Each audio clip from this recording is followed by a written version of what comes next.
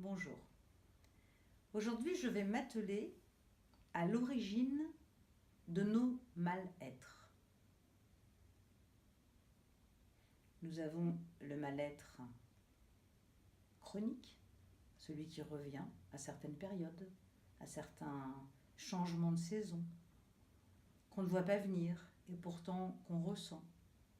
Le stress, la fatigue, une petite déprime, une baisse d'énergie, qui est passager, mais qui a déjà été là l'année dernière, et puis l'année d'avant. Et on se demande pourquoi. D'où vient l'origine de ce mal-être? Est-ce qu'il est conditionné par ce qu'il s'est passé pendant ma période fœtale, c'est-à-dire même avant ma propre naissance, c'est-à-dire pendant les 9 mois où j'étais dans le ventre de ma petite maman?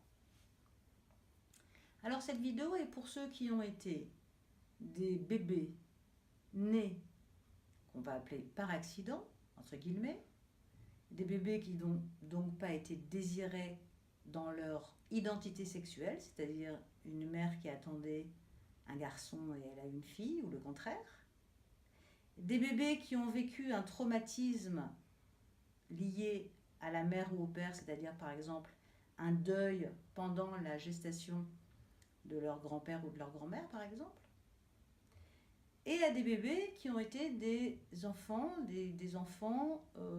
qui ont perdu pendant leur gestation un jumeau ou une jumelle.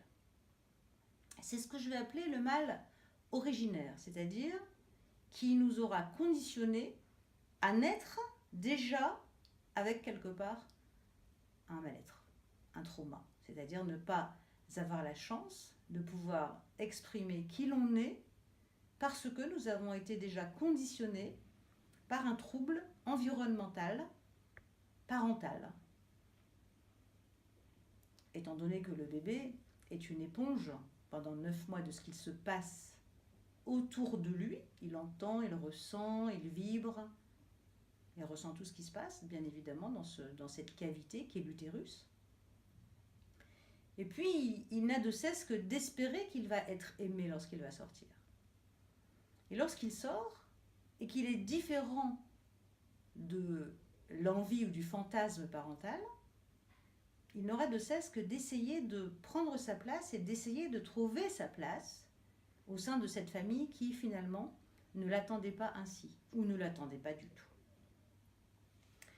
Ce mal-être, c'est un mal-être donc chronique, puisqu'à chaque fois que cette personne sentira qu'elle n'est pas à sa place, on ne l'apprécie pas, on l'abandonne, on ne le regarde pas, on ne lui dit pas des mots gentils, etc., etc., se sentira toujours comme elle était quand elle était toute petite, c'est-à-dire une personne non digne d'être aimée.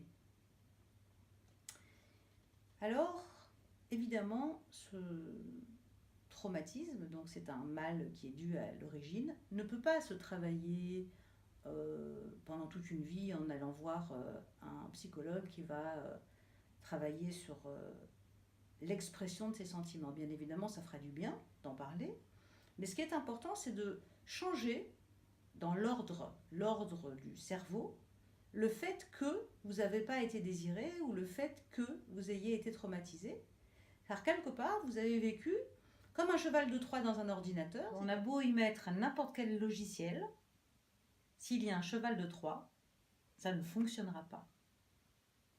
Eh bien, ma méthode, c'est une méthode donc de déblocage du cerveau limbique, c'est-à-dire celui qui est responsable de nos réflexes, conditionné par la période fœtale et de la petite enfance entre 0 et 6 ans.